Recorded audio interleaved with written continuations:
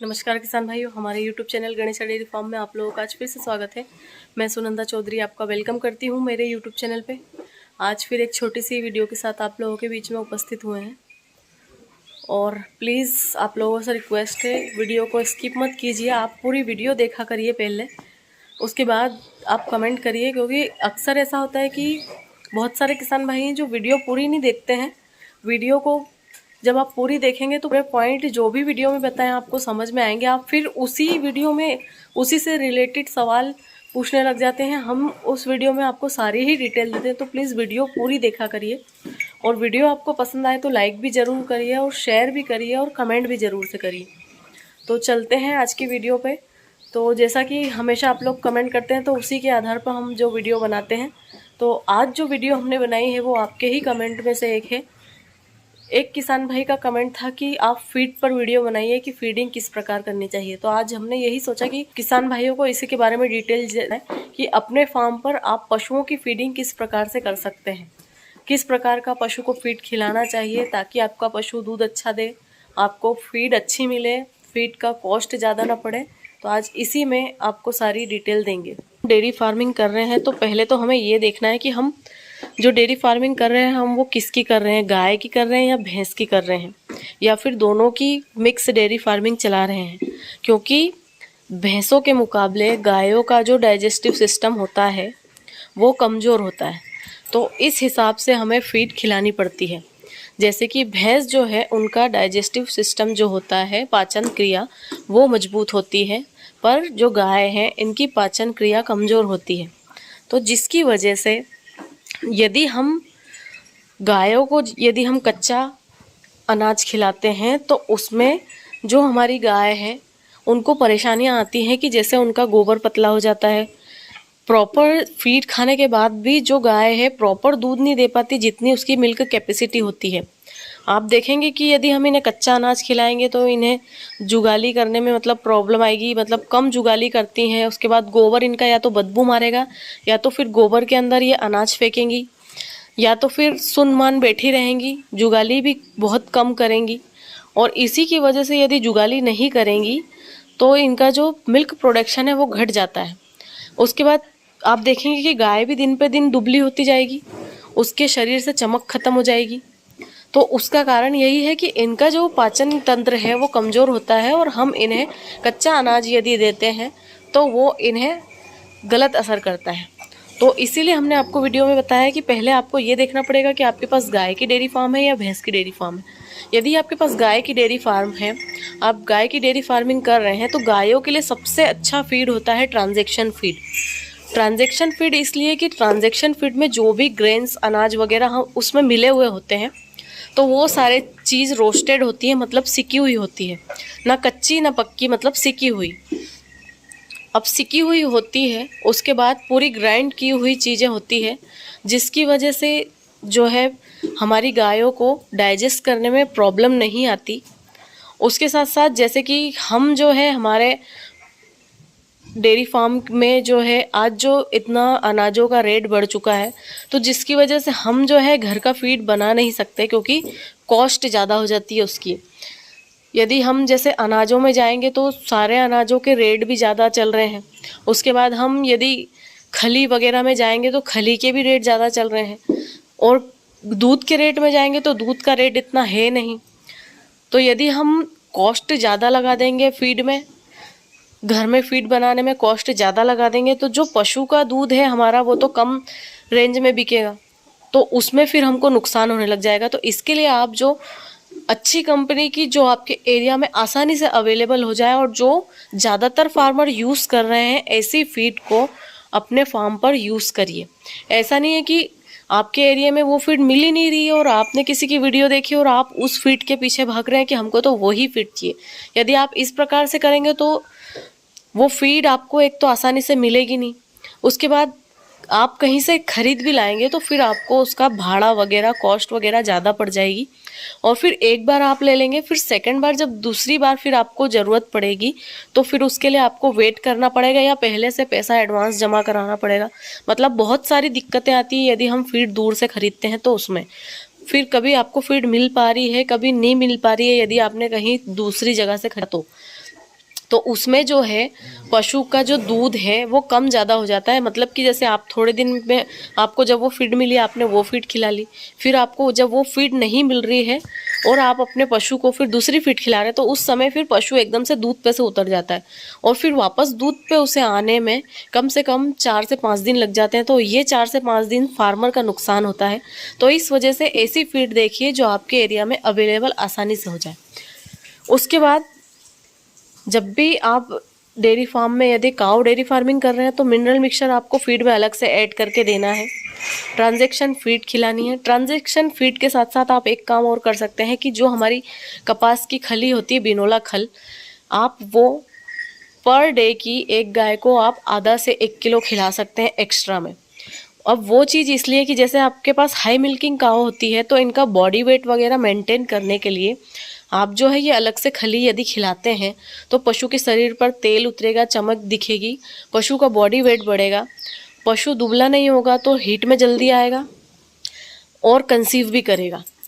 और जैसे दूसरी दिक्कतें आती है कि पशु हीट में अच्छे से नहीं आ पा रहा है, क्योंकि जो भी हम कंपनी की फीड खिलाते हैं रेडीमेड फीड, तो अब उसमें खली वगैरह तो मिलती नहीं है, तो ये खली हम अलग से खिला सकते हैं। और जैसे मिल्क के फैट वगैरह में दिक्कत आती है तो यदि हम खली वगैरह खिलाते हैं तो उसमें फैट में भी कोई दिक्कत नहीं आती है। उसके बाद आपको मिनरल मिक्सचर अलग से पशु को देना बहुत ज़रूरी है। इसके साथ साथ कैल्शियम आप महीने में कम से कम 15 दिन अपने पशु को ज़रूर से खिलाएँ फीड में। और कभी भी जो ट्रांजैक्शन फीड होती है उसे गलाकर नहीं खिलाना है। अक्सर हमारे पास कमेंट आते हैं ऐसे कि क्या हमको ये ट्रांजैक्शन फीड को गलाकर देना है। कभी भी ट्रांजैक्शन फीड को गलाकर नहीं देना है। यदि आप उसे गला देंगे तो जो उसका असर होता है उसमें जो मिनरल्स वगैरह जो भी एक्स्ट्रा चीज़ें ये लोग मिलाते हैं उसका असर ख़त्म हो जाता है। और जैसे यदि हम ट्रांजैक्शन फीड सूखा पशु को खिलाते हैं तो उससे पशु की प्यास जगती है, पशु पानी ज़्यादा पीता है। यदि आप देखेंगे एक गला हुआ फीड खिलाएंगे और एक सूखा फीड यदि पशु को खिलाएंगे तो जब सूखा फीड पशु खाता है तो पानी ज़्यादा मात्रा में पीता है और ज़्यादा मात्रा में पानी पीने की वजह से इनके मिल्क प्रोडक्शन में बढ़ोतरी होती है। और वहीं यदि हम सूखा गीला यदि बाटा पशु को खिलाते हैं तो गीला बाटा खाने वाला पशु पानी कम पीता है। तो इसीलिए अक्सर आपने कई डेयरी फार्म पे देखा होगा कि पशु को गीले बाटे के साथ फिर नमक खिलाया जाता है ताकि वो पानी पिए। तो इसलिए जब भी आप ट्रांजैक्शन फीड खिलाएं तो उसे सूखा दें। उसके बाद जो भी कंपनी बोलती है कि बॉडी वेट के हिसाब से देना है आपको, जैसे 1 लीटर पे 400 ग्राम देना है और 100 ग्राम आपको उसके बॉडी वेट के लिए देना है, तो ये चीज़ तो देना ही देना है। साथ में आपको जो है कपास की खल भी देना है यदि आपके पास हाई मिल्किंग काऊ है तो। यदि कम दूध की गाय है तो आप नहीं भी खली खिलाएंगे तो भी चलेगा, पर यदि हाई मिल्किंग काऊ है तो आप उसको खली से खिलाएं। उसके बाद आते हैं बफेलो फार्मिंग में। जैसे यदि आपके पास बफेलो है तो बफेलो को तो आप हो सके तो मिक्स घर में बना सकते हैं, तो आप बनाकर खिला लीजिए, क्योंकि बफेलो का जो दूध है वो थोड़ा ज़्यादा रेट में बिकता है। उसमें जैसे आप एक प्रकार की दाल ले लीजिए। उसके बाद अनाजों में जैसे कि गेहूँ, मक्का, ज्वार, इन चीज़ों में से आप एक चीज़ ले लीजिए और दालों में से एक दाल की चूरी वगैरह जो भी आपको अवेलेबल हो वो ले लीजिए। उसके बाद आते हैं छिलके में, या तो आप चने का छिलका ले लीजिए या तो फिर गेहूं का छिलका ले लीजिए या तो फिर सोयाबीन डीओसी। इन तीनों चीज़ों में से आप जो भी आपके पास 1 से 2 चीज़ ये भी अवेलेबल हो जाए तो आप ये चीज़ मिला लीजिए। तो आपको एक दाल लेनी है, उसके बाद एक अनाज लेना है, मतलब गेहूँ, मक्का, ज्वार, बाजरा जो भी हो ये लेना है, और उसके बाद एक लेना है छिलका, कोई भी छिलका। आप छिलके में 1 से 2 भी मिला सकते हैं, कोई ज़रूरी नहीं है कि आप एक ही लें, यदि आपको अवेलेबल हो तो आप ले सकते हैं। ये चीज़ मिला लीजिए और इसके साथ साथ आपको देनी है खल। खल जो है भैंसों को खिलाना बहुत ज़रूरी हो जाता है, क्योंकि भैंसों का डाइजेस्टिव सिस्टम अच्छा होता है, तगड़ा होता है।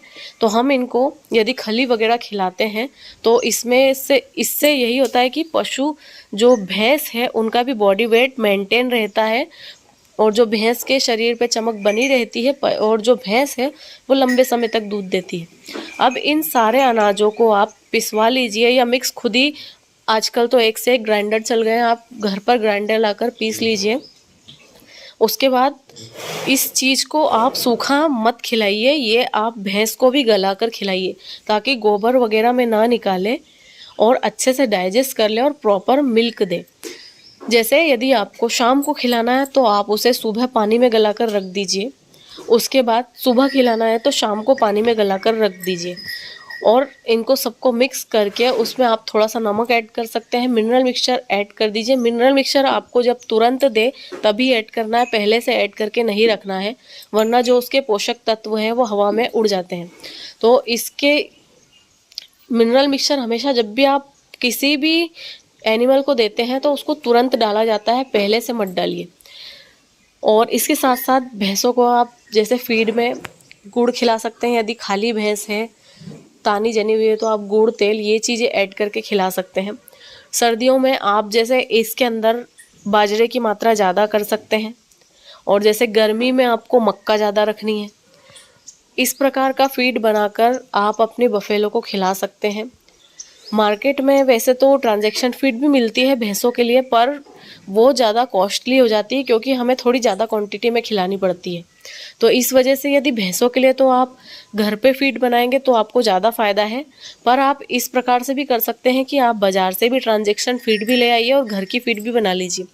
तो आप आधी ट्रांजैक्शन फीड दे दीजिए और आधी आपका घर का बनाया हुआ फीड दे दीजिए। इस प्रकार से दो ही मिक्स करके भी आप भैंसों को खिला सकते हैं। और यदि गाय और भैंस आपने दोनों साथ में रख रखी है तो आपको गायों को जो है ट्रांजैक्शन फीड खिलानी है और भैंसों को आपको मिक्स अनाज और ट्रांजैक्शन फीड दोनों चीज़ खिला सकते हैं। और फीड आप चाहे गाय को खिलाएं या भैंस को खिलाएं, इसमें आपको मिनरल मिक्सचर ज़रूर से ऐड करना है। सोडा आपको हफ्ते में 1 से 2 से 3 बार भी दे सकते हैं, ये ज़रूर से देना है। उसके बाद सर्दी गर्मी इसके हिसाब से फिर अपनी फीड चेंज होती है। जैसे कि गर्मियों में जो है हमें मक्का की क्वांटिटी ज़्यादा रखनी होती है और सर्दियों में जैसे हम जो ये बाजरा वगैरह इसकी क्वांटिटी ज़्यादा रख सकते हैं। इस प्रकार से हम जो है पशु को फीड खिलाकर अच्छा दूध ले सकते हैं। तो जैसे कि किसान भाइयों, आप लोगों को अभी हमने बताया कि फीड के बारे में जितनी भी सारी नॉलेज हमें थी, जैसे हम खिलाते थे। अब जैसे कि जब फैट की दिक्कत आती है तो जो कपास की खली जिस चीज़ से बनती है उनके बीजों को आप उकाल कर भी भैंसों को खिला सकते हैं। उससे भैंस जो है काफ़ी अच्छी मात्रा में दूध देती है, मिल्क का जो फैट है वो बहुत अच्छा आता है। और यही चीज़ आप गायों को भी खिला सकते हैं। जो बिनोला ले आइए, मार्केट में मिलते हैं। यदि आप सीधे जहाँ खली वगैरह बनती है आप वहाँ फैक्ट्री पे जाएंगे तो आपको सीधे जो उसके बिनोला के बीज होते हैं वो मिल जाएंगे। आप वो लाकर केवल गर्म पानी में उन्हें थोड़ा सा पका कर और फिर अपने पशु को खिलाइए। चाहे गाय हो चाहे भैंस हो, खाती भी अच्छे से है क्योंकि उन्हीं को दबाकर जो है कपास की खली बनाई जाती है। अब उनको दबाते हैं तो उसमें से जो तेल निकलता है वो तो अलग हो गया और जो बाकी वेस्टेज बचता है वो पशुओं के लिए खली के काम में आता है।